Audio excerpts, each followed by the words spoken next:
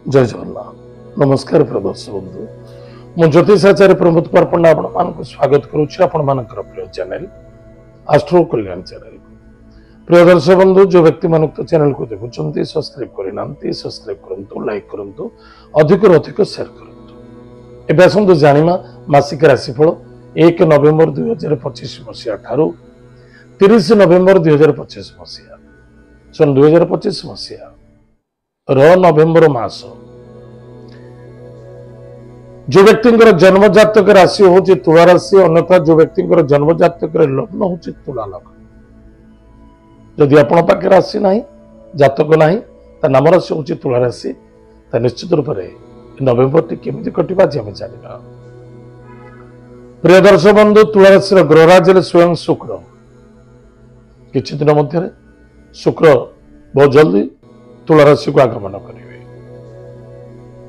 ताले तुला राशि होची लग्जरियस लाइफ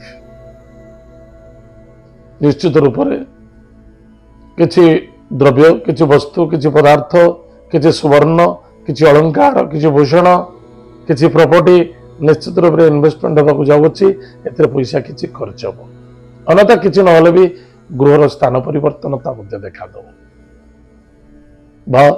भ्रमण जोग देखा दब ताहले टिके आम सावधान रहिबा। कौन सावधान रहिबा? स्वास्थ्य 1 नवेम्बर ठारू 16 नवेम्बर पर्यंत स्वास्थ्य प्रति ध्यान देवा। अहंकार ईगो को त्याग करिबा, गुरुजन व्यक्ति को सम्मान करिबा, श्रद्धा करिबा, सेवा करिबा, घृणा नुहे। धैर्यर आवश्यकता अच्छी मन को कंट्रोल रखु। जब आज नहीं तो काली काली नहीं तो पर दिन हम कर्म क्षेत्र परिवर्तनता आसब जब मध्य परिवर्तनता देखा सुधार आसब। जो पिला माने जॉब करने को चाहते से माने पाउन चेष्टा करंतु सफलता मिल।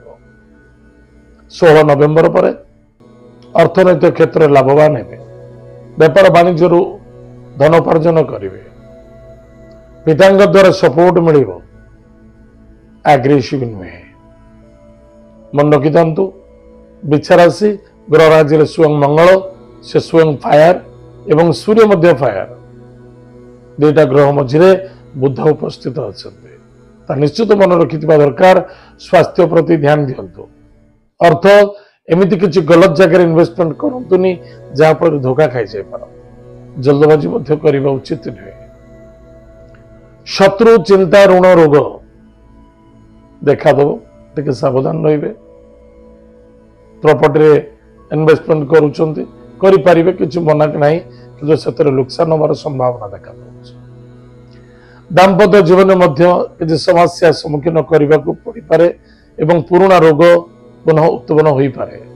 विद्यार्थी विद्या क्षेत्र में सफलता अर्जन करेंगे, मान सम्मान प्राप्त हो। प्रतिकार प्रत्येक दिन प्रातः समय स्नानादि कार्य सारी भगवान लक्ष्मी नृसिंह को भक्तिर सहित पूजा अर्चना करते। प्रत्येक दिन लक्ष्मी नृसिंह को किसी पुष्परे अतर, अनेक पुष्परे चंदन, अनेक पुष्परे सिंदूर ये तीनोटी पुष्प को धरी मां लक्ष्मी पाद चरण में समर्पण करते एवं कनकधारा स्तोत्रम पाठ करते। भगवान विष्णु को बा लक्ष्मी नृसिंह को कर्पूर घृत युक्त कर्पूर आरती करंतु। निश्चित रूप से मंगल हम सफलता देखा। मन रखिए गुरुवार शनिवार एवं रविवार नॉनवेज सेवन करने उचित नुहे। प्रिय दर्शक बंधु एत तुला राशि व्यक्ति मानक मासिक राशिफल आज समय जाइए। कार्यक्रम आम ये रखुचु पुणी देखा। जय जगन्नाथ नमस्कार हरि ओम।